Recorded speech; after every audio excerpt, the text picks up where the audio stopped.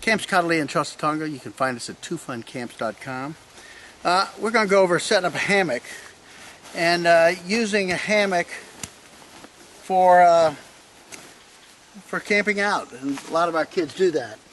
I've got cord. It's about 10 feet on each side, maybe 8 feet. And these hammocks come with a nice S-hook. So I'm gonna start up here at I think what would be the head, and I'm gonna set them pretty high because these things sag a lot. The good thing to do, just tie it right back into the S hook. And again, you can use a slip knot, but you have to be careful that you really cinch it down, otherwise it could slide out. Better yet, a bowline. But there's a good adjustable knot. I'm going to go ahead, I'm going to tie a bowline on a bite. Here, let me get myself a little more slack.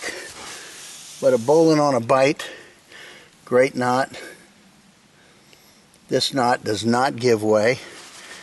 Hook it on there, very solid knot. Now I'm heading over here to the other side.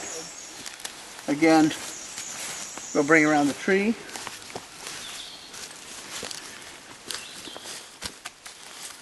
And I'm going to do that slip knot again because I like that knot. And again, if you cinch it down right, it'll do well. There's another knot you could do, a regular overhand knot, but it's not very adjustable. I'm going to do a figure 8 on a bite here. It's not very adjustable, and it gets kind of tight when you put your weight on it all night, but it's a very solid knot. Knots are really important on this. So here's the hammock, and I want it to be waterproof. What if it rains tonight? So I went ahead and bought a tarp. This is Chinook 9'6" by 9'6" tarp. It's a nice size. I keep cord on it so that, and I'm going to put it a little higher than the hammock, but I keep cord on it so that I can set it up. And I keep enough cord for most trees, but I recommend everybody bring cord in the woods. Now again, here's that wonderful slip knot.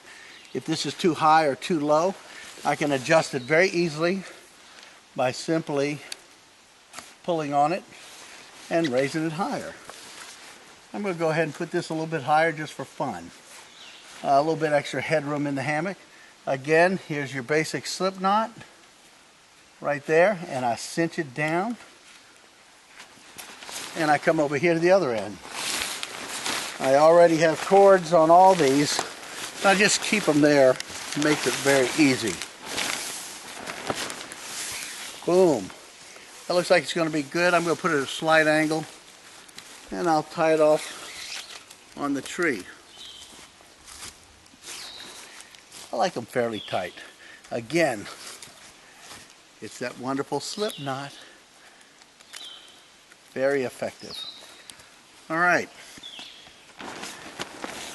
Now there are a couple of different methods of keeping it spread.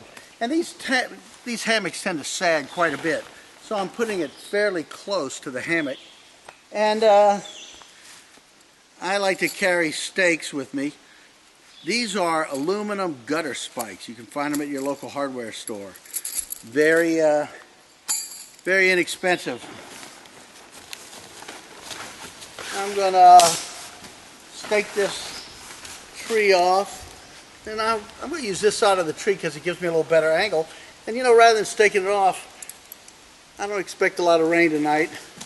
It's going to be really heavy, so I'm going to pull it up so that I get a lot of airflow.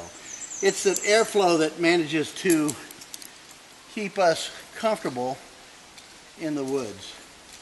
Okay, again, I'm going to use slip knot here.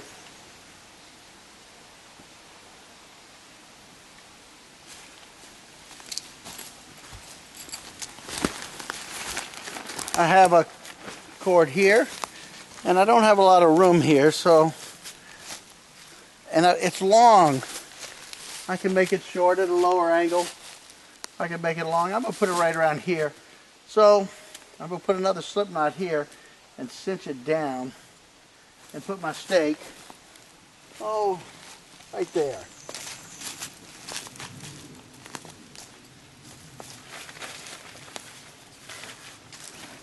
And it is really this simple. This is long enough, maybe, to reach around this tree. No, but I have some extra cord and I can do that. But in the meantime, it's going to take another trusty stake.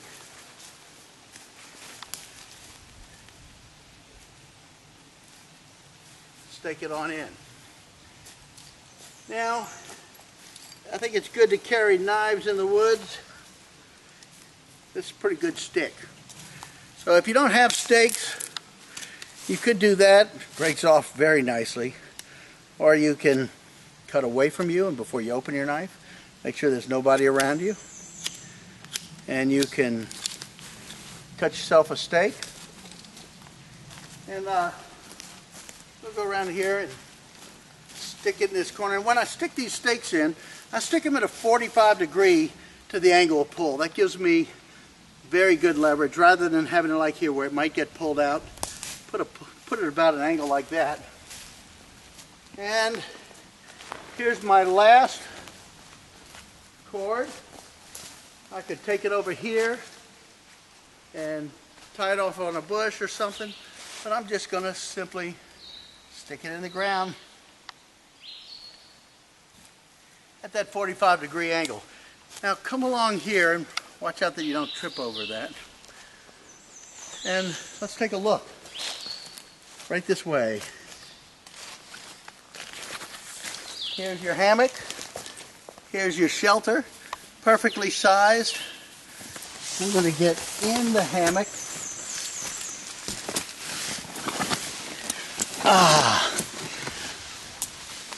I've got a lot of room between me and the ceiling. I got lots of fresh air, lots of comfortable airflow, and I think I could just stay here all day and read a book.